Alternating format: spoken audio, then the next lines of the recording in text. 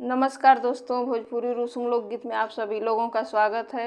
मैं आप लोगों को एक छठ गीत सुनाने जा रही हूँ। अगर मेरी वीडियो पसंद आई हो तो मेरी वीडियो को लाइक और चैनल को सब्सक्राइब कर दीजिएगा। के कर बड़ी बड़ी अखिया, के कर लंबी लंबी केस, के कर लंबी लंबी केस, के जे चले गावनवा, कई के नगर के सुन, कई के नगर के सुन।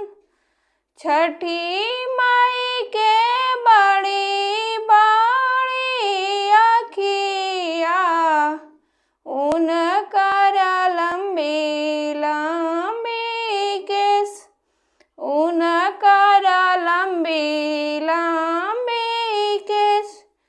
छठी मैया चलेली गावनवा, कई के नगर के सुन, कई के नगर के सुन।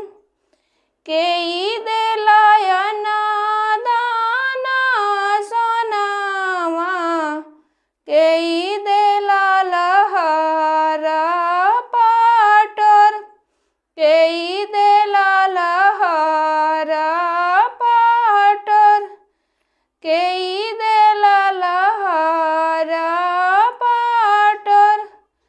अम्मा देलियन धाना सोनावा, पापा देला लहर पाटर, पापा देला लहर पाटर। के देला नागर घूमन के, छठी माई के घोड़ावा हाथी, छठी माई के